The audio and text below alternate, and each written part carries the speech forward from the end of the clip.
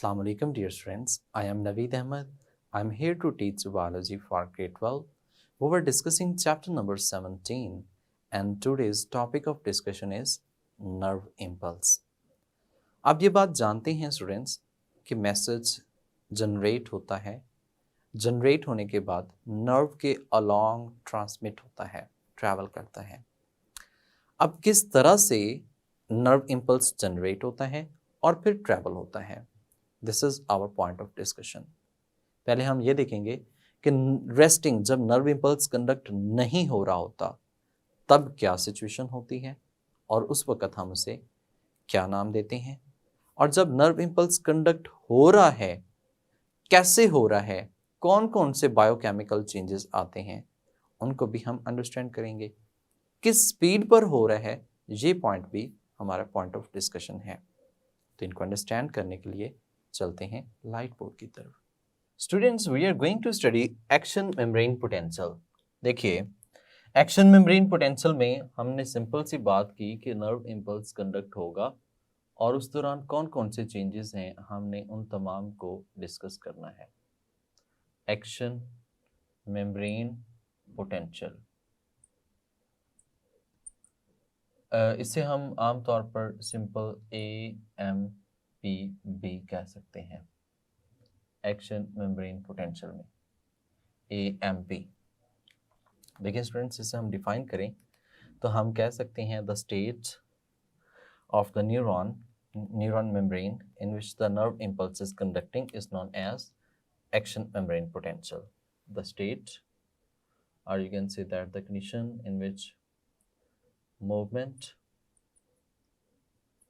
or transport of nerve impulse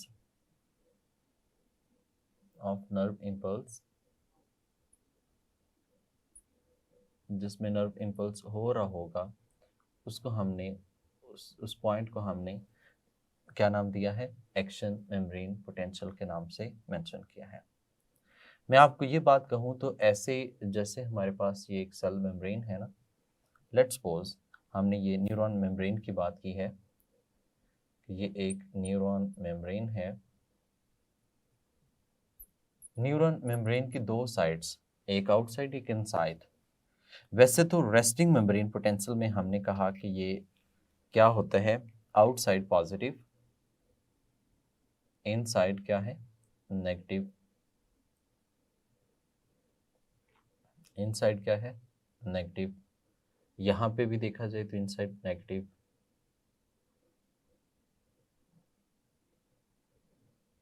तो यहाँ पे भी ऐसे ही है। अब देखिए, ये फॉर वेरी फ्यू, बहुत चंद मिली सेकेंड्स पर मुश्तमिल होती है, 2 to 3 मिली सेकेंड्स कह सकते हैं। ये एक वेव सी जनरेट होगी, जैसे यहाँ पे है ये वाली, दिस वन। इतना सा पोर्शन जो है that is representing action membrane potential, जबकि बाकी सारा रीजन जो है वो किस चीज को रिप्रेजेंट कर रहे हैं, रेस्टिंग मेम्ब्रेन पोटेंशियल को रिप्रेजेंट कर रहे हैं। सो क्वेश्चन इज दैट कि ये एक्शन मेम्ब्रेन पोटेंशियल जनरेट कैसे होगा। अगर तो ये जनरेट हो गया है तो ये मोमेंट आगे किस तरह से, कैसे इसके चार्जेस रिवर्स हो गए, कैसे ये पॉइंट्स आगे। तो कुछ पॉइंट्स हैं जो हम यहाँ पे डिस्कस करते हैं, जिनमें नंबर 1 पे पॉइंट है that is the movement of ions inside and outside. But before this we are going to study that कि ऐसा कौन सा स्टिमुलस है which is able to initiate the nerve impulse, उसे हम क्या कह सकते हैं। तो स्टूडेंट, स्टिमुलस तो हम ये बात जानते हैं, any change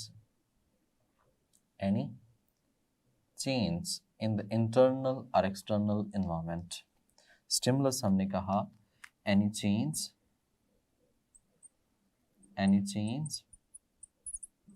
in internal or external environment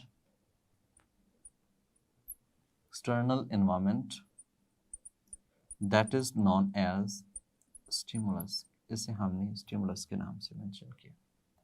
देखिए स्टूडेंट, ये जो स्टिमुलस है हमारे पास, इंटरनल और एक्सटर्नल की हम जो बात कर रहे हैं, दो तरह से आ जाता है।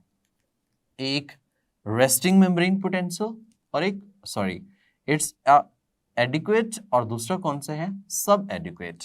हम ऐसे भी कह सकते हैं ऐसा nerve impulse, minimum nerve impulse that is required to initiate that is required to, I'm going to start it from stimulus, editor cut it। Stimulus की हमने बात की कि दो टाइप्स हैं। एक टाइप जो है वो कौन सी है, एडिक्वेट, और दूसरी जो हम कह सकते हैं इनएडिक्वेट। इनएडिक्वेट आप ऐसे भी कह सकते हैं जो एडिक्वेट है that is known as threshold stimulus. इसको हम थ्रेशोल्ड स्टिमुलस के नाम से मेंशन किया, और इसको हम सब एडिक्वेट भी कह सकते हैं, इट्स नॉट थ्रेशोल्ड। हम यहाँ पे थ्रेशोल्ड स्टिमुलस किसको कहेंगे, क्या है ये चीज, that is minimum nerve impulse required to initiate any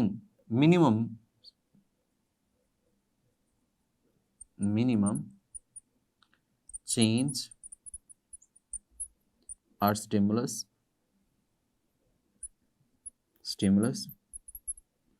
required to initiate a nerve impulse, required to initiate a nerve impulse, initiate impulse, that is known as adequate or threshold stimulus। मतलब ये है कि ऐसा stimulus जो कि nerve impulse generate करने की सलाहियत रखता हो, मिनिमम एनर्जी और minimum stimulus which have ability to generate the stimulus which will generate nerve impulse action membrane potential, that is known as threshold adequate stimulus के नाम से मेंशन किया। जबकि इनएडिक्वेट या सब एडिक्वेट स्टिमुलस जो है इसमें हम कह सकते हैं unable to generate, unable to initiate कह सकते हैं, या फिर ऐसे कह सकते हैं unable to make action membrane potential, unable to initiate nerve impulse। ये nerve impulse initiate नहीं कर सकता, इसमें इतनी क्वालिटी मौजूद नहीं होती, तो ये कौन सा होगा, inadequate stimulus कहलाता है। स्टूडेंट जब ये आएगा ना एडिक्वेट थ्रेशोल्ड स्टिमुलस, उसी वक्त ही नर्व इंपल्स जनरेट होगा और वो आगे मूवमेंट करेगा। होगा बेसिकली क्या होगा, पहला पॉइंट हम जो यहाँ पे डिस्कशन कर रहे हैं that is movement of ions. Movement of ions, ions की मूवमेंट होती है, मूवमेंट ऑफ आयंस। स्टूडेंट जो आयंस की मूवमेंट है कैसे है, जैसे ही नर्व इम्पल्स जैसे ही स्टिमुलस आएगा, टच करेगा, फर्स्ट जो काम होगा वो ये है कि sodium pores, sodium gate open हो जाएंगे। क्या हो जाएगा, सोडियम गेट ओपन हो जाएंगे। जैसे ही सोडियम गेट ओपन होंगे तो यहां से सोडियम इनफ्लक्स होगा। सोडियम इनफ्लक्स का मतलब यह है कि sodium ions will move inside the nerve, inside the nerve यानी कि उसके जो इंट्रासेलुलर एनवायरनमेंट है, एक्स्ट्रा सेलुलर से सोडियम आयंस उसके अंदर जो है वो मूव करना स्टार्ट कर देते हैं। तो यहाँ पे हम कह सकते हैं सोडियम आयंस जो हैं, इनफ्लक्स का मतलब sodium ions move inside the cell, move inside the neuron कह सकते हैं, इनसाइड द सेल कह सकते हैं। ठीक है, ये अंदर की तरफ मूव करना शुरू कर। सो इनफ्लक्स का मतलब हुआ इनसाइड मूवमेंट करना। जबकि इसी पॉइंट पे हम कहते हैं कि बाद में सोडियम आयंस तो क्लोज हो जाते हैं, लेकिन पोटेशियम आयंस जो हैं वो क्या हो जाते हैं, मूव करना स्टार्ट करते हैं। पोटेशियम गेट ओपन होते हैं। बेसिकली पोटेशियम गेट क्या होते हैं, ओपन होंगे। जैसे ही पोटेशियम गेट ओपन होंगे तो यहाँ पे हम कह सकते हैं पोटेशियम इफ्लक्स मूवमेंट होगी। Potassium efflux, potassium efflux. ये जो पोटेशियम इफ्लक्स है इसका मतलब ये है पोटेशियम आयंस मूव आउटसाइड ये सेल के बाहर मूव करेंगे, आउटसाइड द सेल मूवमेंट होना शुरू हो जाएगी। मतलब देखें, आयंस इनसाइड से आउटसाइड, आउटसाइड से इनसाइड रिवर्स हो रहे हैं। जब आयंस रिवर्स हो रहे हैं तो डेफिनेटली जो नेक्स्ट पॉइंट है चार्जेस का वो भी रिवर्स होंगे। लेकिन यहाँ पे एक बात हमें समझ में आती है कि जो सेल मेम्ब्रेन है इसके अंदर क्या मौजूद होता है, इट कंटेन्स गेट। और किस तरह के गेट हैं? These are sodium gate and potassium gate. ये स्पेसिफिक गेटेड चैनल्स मौजूद होते हैं। मैं अगर आपको डायग्राम बना के दिखाऊं तो ऐसे है, जैसे ये सेल मेम्ब्रेन है, न्यूरॉन सेल मेम्ब्रेन। एक तो हमने कहा कि इसके अंदर जो पंप मौजूद है, वो जो पंप होता है वो अगेंस्ट द एक्टिव ट्रांसपोर्ट यानी कि अगेंस्ट द कंसंट्रेशन मूव करवाता है और एक्टिव ट्रांसपोर्ट करता है। देखिए स्टूडेंट, यहाँ पे इसके अंदर ये वाली प्रोटीन्स एग्जिस्ट होती हैं, ये वाली प्रोटीन्स। ये जो प्रोटीन्स है ना, ये रास्ता बनाती हैं, चैनल बनाती हैं। बट ये जो चैनल है ना, इनके ऊपर गेट लगा होता है, इसलिए हम इसे sodium gated channel, potassium gated channel कह लेते हैं। जैसे कि यहां पे हम बात करें तो इसके ऊपर ये एक क्या लगा होता है, गेट लगा होता है, this one. That get can be open and close. ये गेट ओपन भी हो सकता है, क्लोज भी हो सकता है। When it is open the movement of ions will occur, and when it will be closed the movement of ions will stop। तो ये जो गेट हैं ये लाजमी तौर पर इस पे मौजूद होते हैं। ये हम कहते हैं कि गेटेड चैनल्स होते हैं बेसिकली, जो कि स्पेसिफिक प्रोटीन्स होती हैं वो गेट बनाने में इन्वॉल्व होती हैं।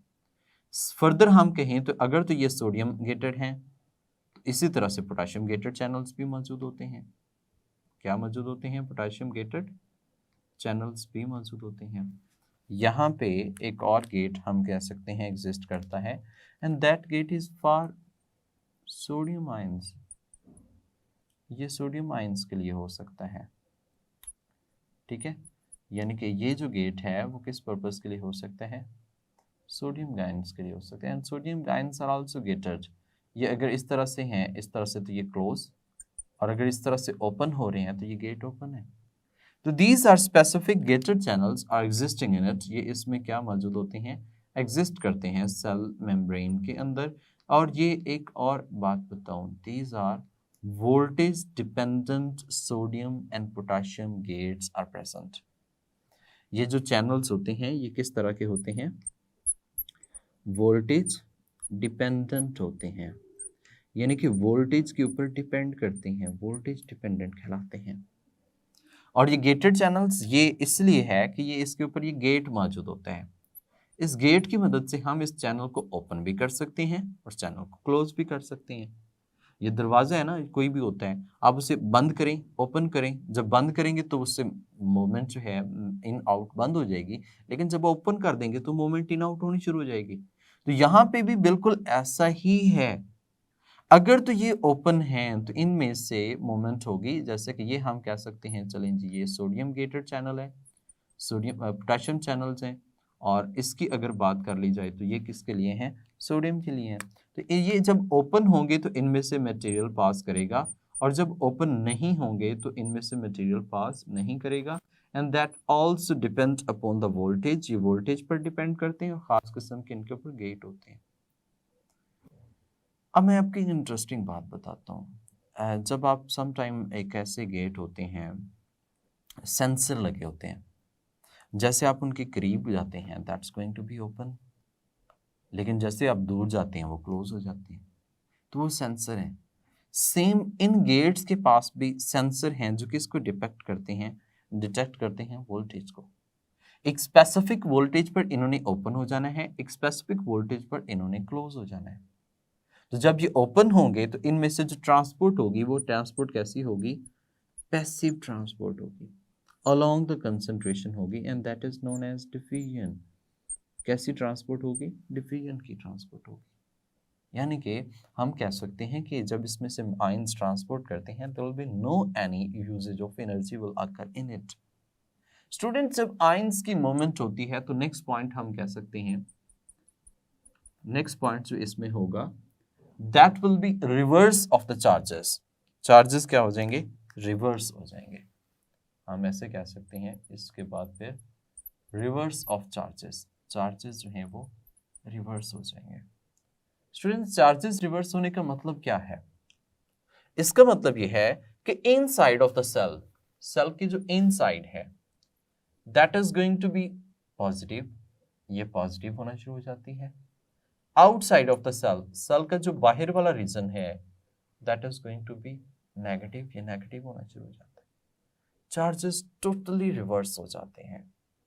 ये क्यों होते हैं, due to this movement of ions, इन आयंस के मूवमेंट की वजह से होते हैं।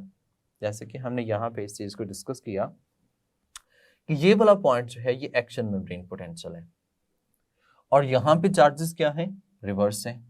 आउटसाइड कैसा है, नेगेटिव, इनसाइड कैसा है, positive, that is against the, जैसे कि हम देखें ना उसके रेस्टिंग मेम्ब्रेन पोटेंशियल के, जैसे कि यहाँ पे आउटसाइड पॉजिटिव, इनसाइड नेगेटिव, ये बिल्कुल उसका रिवर्स है।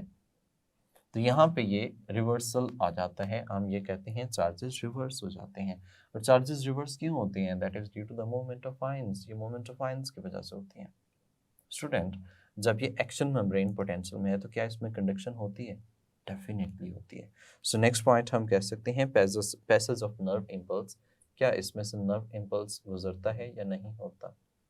पैसेज ऑफ नर्व इम्पल्स, क्या नर्व इम्पल्स इसमें से पास आउट होता है या नहीं होता, तो हो रहा होता है।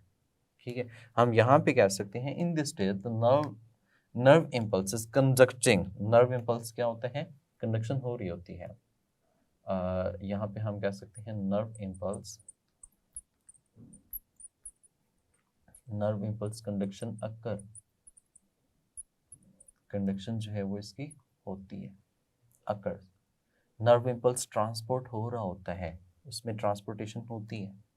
स्टूडेंट इसी पॉइंट पे बात की जाए तो मेम्ब्रेन पोटेंशियल क्या होगा, what will be the membrane potential.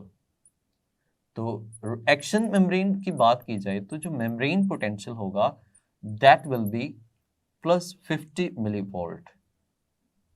ये हम ऑलरेडी डिस्कस कर चुके हैं, हम इसे प्लस 0.05 वोल्ट भी कह सकते हैं, and it is important MCQ.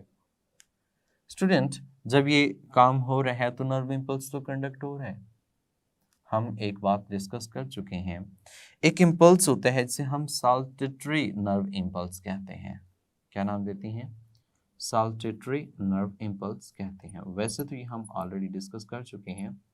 Saltatory nerve impulse का मतलब ये है कि इसमें nerve impulse will jump from one place to another place, one node to another node, यानी कि नर्व इम्पल्स की जो जंपिंग है हम यहाँ पे कहते हैं that will jump from one node of Ranvier to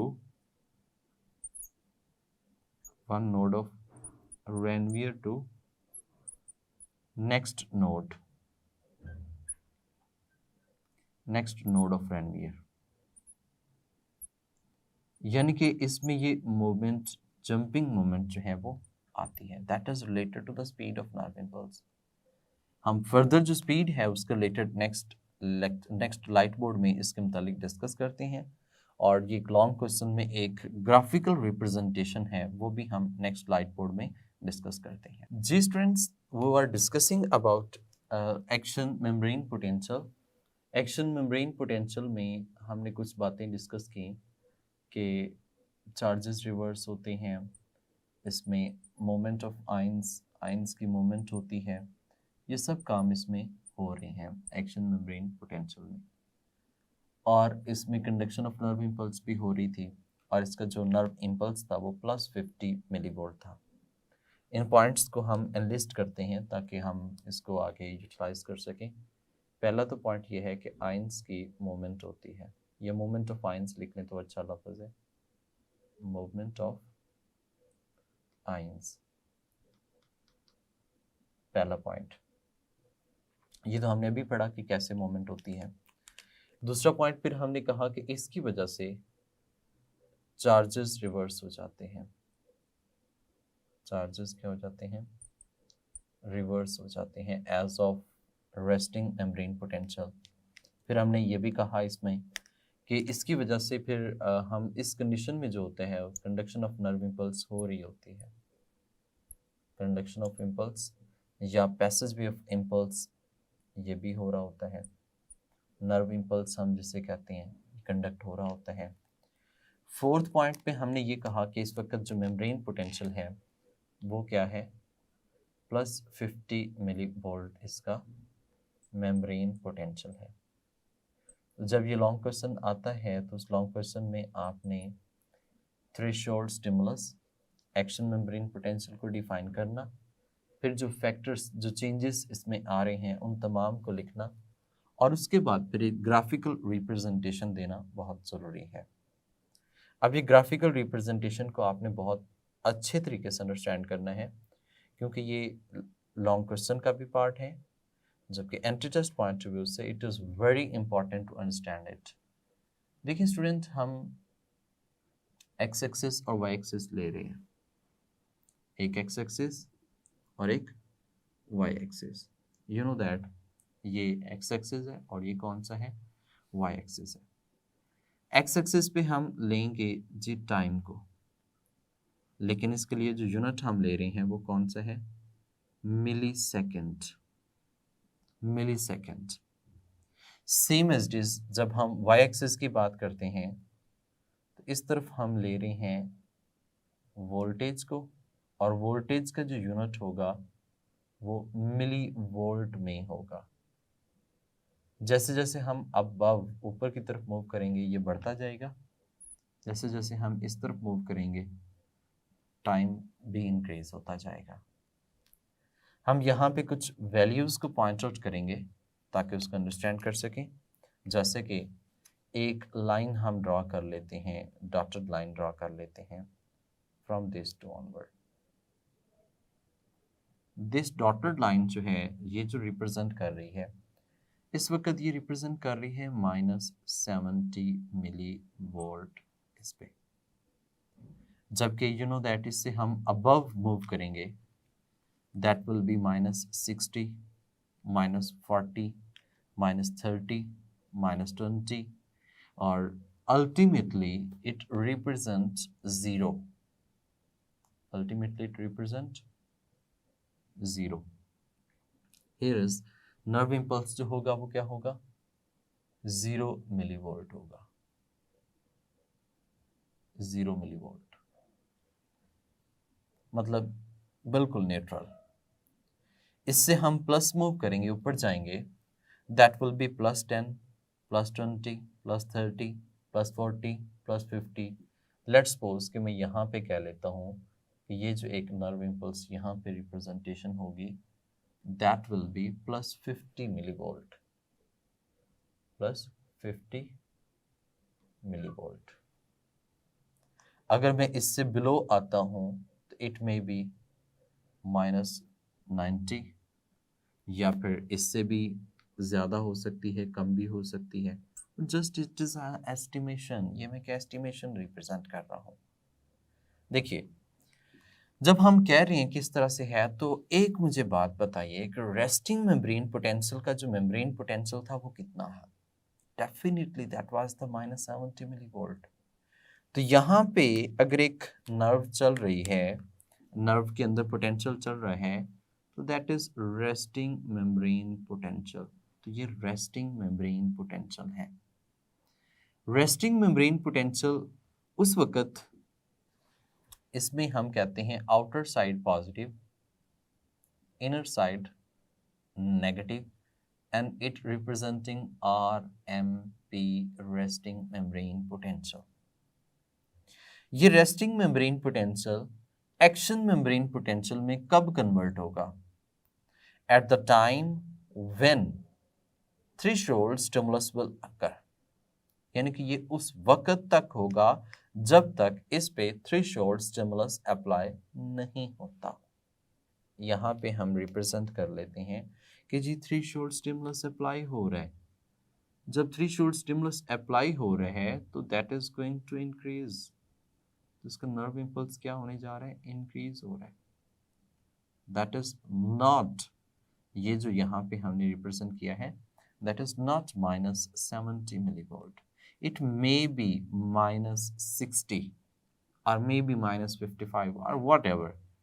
But the point of the nerve impulse जो यहाँ पे जनरेट हो रहा है, जिसको हम एक्शन मेम्ब्रेन पोटेंशियल कहते हैं, that is due to threshold stimulus. किसकी वजह से है? Threshold stimulus की वजह से है.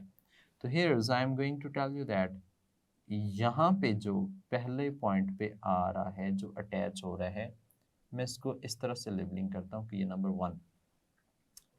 नंबर वन पे जो इसमें अप्लाई हो रहा है, दैट इज थ्रेशोल्ड स्टिमुलस. इसका हमने नाम दिया, इसको हम एडिक्वेट स्टिमुलस भी कहते हैं.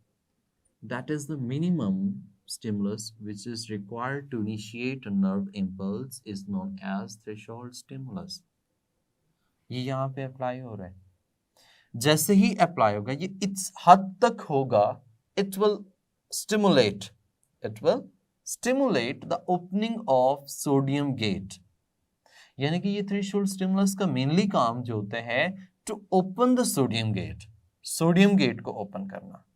तो यहाँ पे सोडियम गेट ओपन हो जाता है.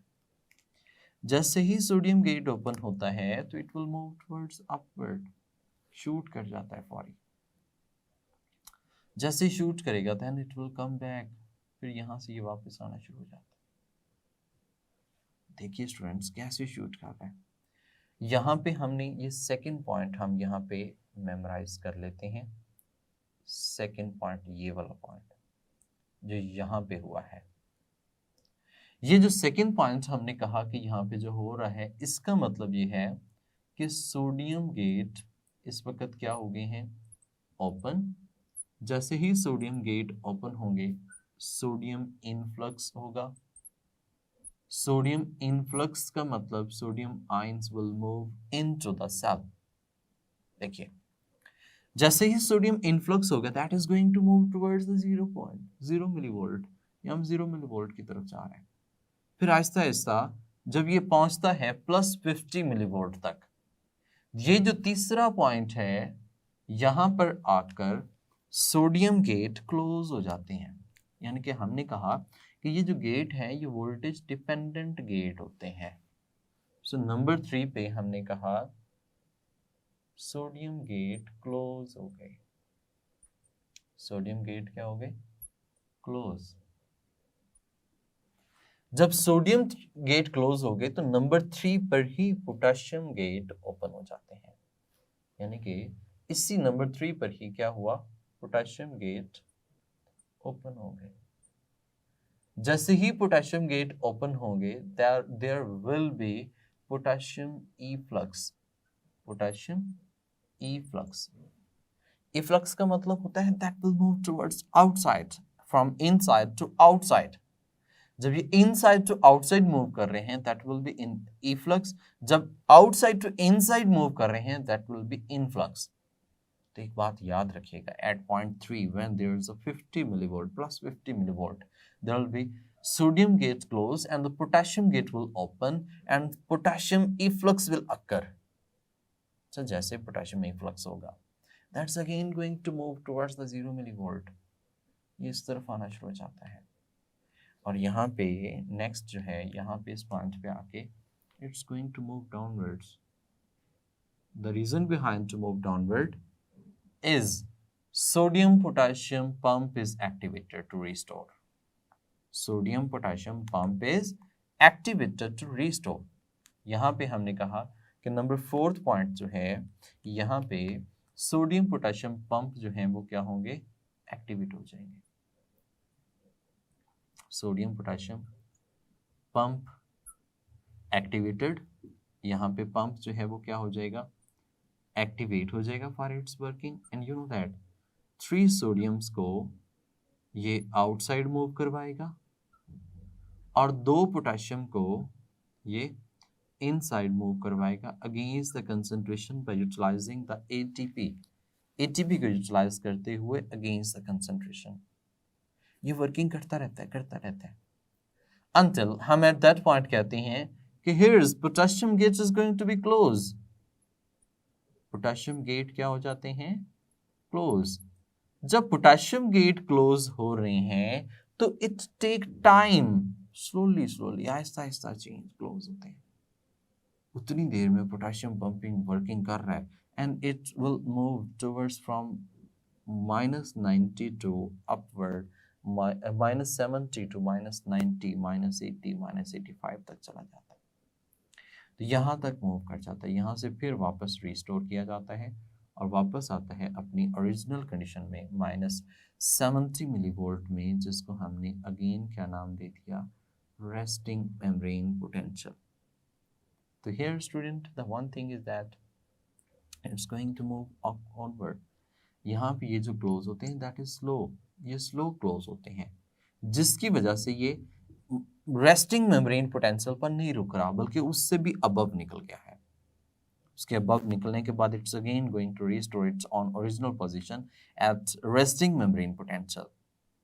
स्टूडेंट्स यहाँ पे एक पॉइंट मेंशन किया गया है, एक है पोलराइज्ड स्टेट और एक है डीपोलराइजेशन और एक है रीपोलराइजेशन। तीन टर्म्स रिप्रेजेंट की गई हैं। I am going to tell you these three terms. The one is that polarization. सबसे पहले हम बात करते हैं polarization, polarized state, polarized state. फिर जो है उसमें हम कहते हैं डीपोलराइजेशन, डीपोलराइजेशन। फिर हम कहते हैं जी इसमें रीपोलराइजेशन, रीपोलराइजेशन। और एक जो है वो यहाँ पे लिखा हुआ है हाइपर पोलराइजेशन। ये वाली जो कंडीशन हम रिप्रेजेंट करते हैं that is known as hyper polarization, hyperpolarization। Students, I'm going to define these three terms, four terms. The one is the polarized state। देखिए polarized state उस वक्त होगी जब ऑर्गेनिज्म या न्यूरॉन मेम्ब्रेन जो है वो किस कंडीशन में होगी, रेस्टिंग मेम्ब्रेन पोटेंशियल पर होगी।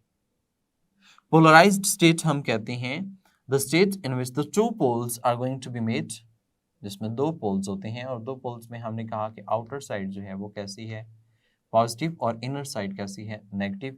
If there's two poles are present, that will be known as polarized state, or in the resting membrane potential it is polarized state। resting membrane potential में कैसी है, polarized state है। अब देखिए यहाँ पे अगर polarized state है that is going to be change, ये चेंज हो रही है, जीरो की तरफ जा रही है, तो उसके पोल्स जो हैं वो चार्जेस जो हैं वो खत्म हो रहे हैं। It mean to say that is depolarization. ये क्या होगा, डीपोलराइज्ड स्टेशन होगी।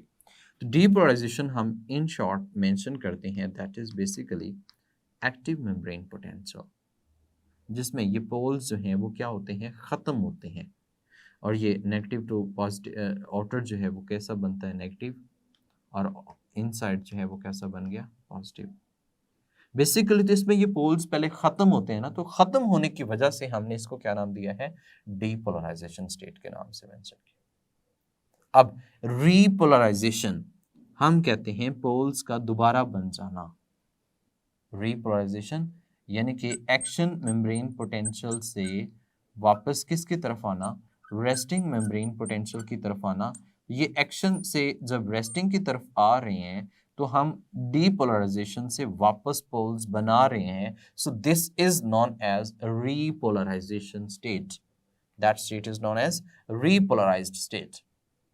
स्टूडेंट यहाँ पे देखिए, here is a polarized state, यहाँ पे जो मैं मेंशन कर रहा हूँ पोलराइज्ड स्टेट है। ये जो स्टेट है that is known as depolarization, ये डीपोलराइज्ड स्टेट है, डीपोलराइजेशन। जबकि ये जो स्टेट इस तरफ वापस आ रही है that is known as repolarization, repolarization, दोबारा पोल्स बन रही। And the state which is above from polarized state that is known as hyperpolarization। लफ्ज हाइपर का मतलब होता है above, हाइपर का मतलब है above, तो पोलराइजेशन का मतलब कि वो पोलराइज्ड स्टेट तो यहाँ पे होनी चाहिए थी इस पे, but it's going to beyond above polarized state up to -90 या -85, -80 तक चला जाता है, तो that state is known as hyper polarisation. ये स्टेट हाइपर पोलराइजेशन कहलाती है।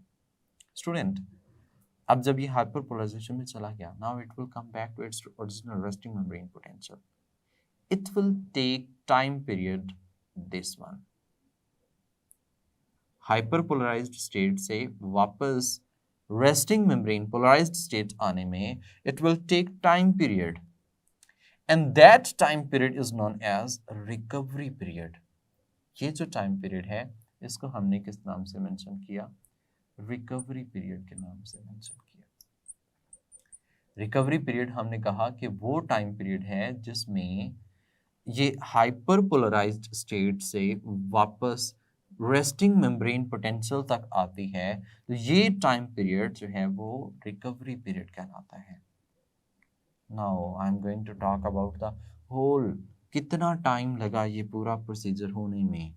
तो ये पूरा प्रोसीजर होने में यहाँ से नर्व इम्पल्स से लेकर यहाँ तक जो टाइम पीरियड लगता है, that is about 2 to 3 millisecond. That is about 2 to 3 millisecond.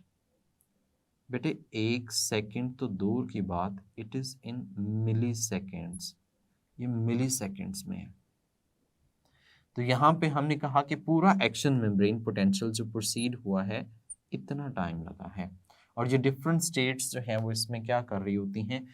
Change हो रही होती हैं। पोलराइज्ड स्टेट, उसके बाद डीपोलराइजेशन होती है, फिर रीपोलराइजेशन होती है, और hyperpolarization above resting membrane potential जब जाएगा तो दैट इज हाइपर पोलराइजेशन। ये हाइपर पोलराइजेशन कहलाएगा।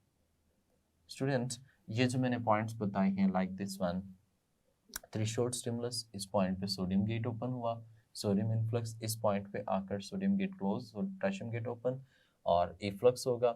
उसके बाद फिर रीपोलराइजेशन में सोडियम पोटेशियम पंप एक्टिवेट होते हैं, 3 सोडियम आउट, 2 पोटेशियम इन, और सोडियम क्लोज स्लो होते हैं, जिसकी वजह से क्या हो जाता है?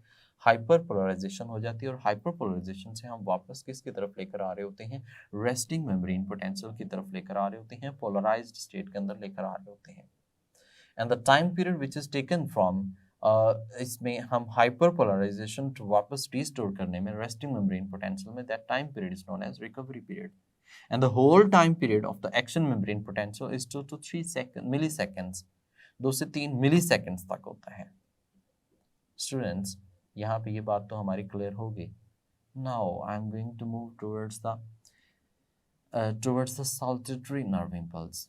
यू नो दैट कि हमने एक पॉइंट पढ़ा था जिसमें लेट्स सपोज ये इस तरह से एक नर्व है, इस नर्व का ये डेंड्राइट्स हैं, ये स्ट्रक्चर्स मौजूद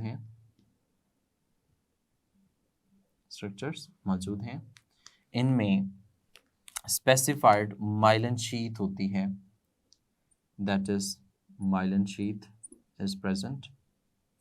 This myelin sheath is going to protect it from any damaging and the leakage of the nerve impulse. So these points are known as node of Ranvier. तो ये node of Ranvier हैं, nodes कहलाते हैं। अब अगर बात की जाए nerve impulse की, तो that will jump from one node to another node. ये एक node से दूसरे, दूसरे से तीसरे, तीसरे से next, next से next मूव करता जाएगा। That type of nerve impulse which is jumping from here to one node to another, that is known as saltatory impulse. Saltatory nerve impulse हम इसे कहते हैं। Now, why these are like this? These are the myelin sheath. ये जो है ये क्या है? myelin sheath है, MYE, myelin, ठीक है, myelin sheath है। ये जो माइलिन शीथ होती है, that is responsible to increase the speed, ये स्पीड को इंक्रीज करने के लिए होता है। तो इसका मतलब कि जो माइलिनेटेड नर्व फाइबर्स होते हैं, इनकी speed as compare to non myelinated fibres ज्यादा होती है। अगर हम इसके रिकॉर्ड देखें, फैक्ट्स एंड फिगर्स देखें, तो we have until right now, अगर हम अब तक की बात करें तो अब तक हमने 100 metre per second normal speed जो है वो क्या की है, मैक्सिमम स्पीड रिकॉर्ड की है। और आप ऐसे भी कह सकते हैं 120 मीटर पर सेकेंड जो है वो मैक्सिमम माइलिनेटेड के अंदर जो है वो हमने स्पीड को रिकॉर्ड किया है। स्पीड एक तो माइलिनेटेड नॉन माइलिनेटेड पे डिपेंड करती है, एक और चीज पे डिपेंड करती है, that is the diameter of the nerve fibres. If there is increased diameter, अगर उसका डायमीटर ज्यादा है, अगर उसका डायमीटर ज्यादा है तो उसकी स्पीड भी क्या होगी, ज्यादा होगी। तो स्पीड और डायमीटर का आपस में डायरेक्ट रिलेशनशिप भी होता है। स्टूडेंट, जब हम ये बात कर रहे हैं स्पीड की, तो यहाँ पे आप can calculate in 1 second how many time जो है ये इसमें wave depolarization repolarization will occur, कितने यानी कि आगे मोमेंट जो है वो 1 सेकेंड के अंदर हो सकती है, तो कितना यानी कि ये डिफरेंस जो है वो आ सकता है। That can just turn on the information you are not going to write in the paper. यहाँ पे हमने इस लॉन्ग क्वेश्चंस को अटेम्प्ट करना है। पहले threshold stimulus, action membrane potential को डिफाइन करें, मूवमेंट ऑफ आयंस को डिफाइन करें, चार्जेस ऑफ रिवर्स चार्जेस होते हैं, conduction of impulses, membrane potential, और उसके बाद फिर आपने एक्सप्लेन करना है इस ग्राफिकल पॉइंट ऑफ व्यू में, इसमें जो भी पॉइंट्स मेंशन है यू विल डिस्कस इट। जैसे कि यहाँ पर resting membrane potential, depolarization, repolarization, hyperpolarization, ये पोलराइज्ड स्टेट, डीपोलराइज्ड स्टेट, ये पोलराइज्ड स्टेट और ये हाइपरपोलराइज्ड स्टेट है, नर्व इंपल्स जो है वो इसमें जनरेट होगा। सो ये एक इम्पॉर्टेंट पॉइंट जो है वो आपने डिस्कस करना है। जी स्टूडेंट्स, उम्मीद करता हूँ कि आप ये बात समझ चुके हैं कि किस तरह से कैसे नर्व इंपल्स जनरेट होता है फिर ट्रैवल होता है। आप जानते हैं कि रेस्टिंग मेम्ब्रेन पोटेंशियल पर कुछ फैक्टर्स ऐसे हैं जो उसको पोलराइज्ड स्टेट में रखते हैं, ऐसा जो उसमें कोई चेंज नहीं लाते। जबकि अगर हम बात करते हैं एक्शन मेम्ब्रेन पोटेंशियल की, तो उसमें कुछ बायोकेमिकल चेंजेस आते हैं, और ये बायोकेमिकल चेंजेस जो होते हैं नर्व इंपल्स को ट्रांसमिट करने में इन्वॉल्व होते हैं। तो स्पीड का हमने जिक्र किया, that may be normal 100 metre per second, but maximum जो है 120 मीटर पर सेकेंड जो है वो रिकॉर्ड की गई। अब देखना यह है कि किस तरह से लॉन्ग क्वेश्चन या शॉर्ट क्वेश्चन पूछा जा सकता है। तो student, it is very very important MCQ, short question as well as long question. Long question में एक्शन मेम्ब्रेन पोटेंशियल अलग से पूछा जा सकता है, रेस्टिंग मेम्ब्रेन पोटेंशियल अलग से पूछा जा सकता है। तो दोनों तरह से शॉर्ट क्वेश्चन जो है और लॉन्ग क्वेश्चन जो हैं सेम इसी अंदाज में पूछे जा सकते हैं। स्टूडेंट्स, मिलते हैं नेक्स्ट टॉपिक में नेक्स्ट लेक्चर के साथ। तब तक के लिए मुझे इजाज़त दीजिए, अपना ख्याल रखिएगा। अल्लाह हाफिज़।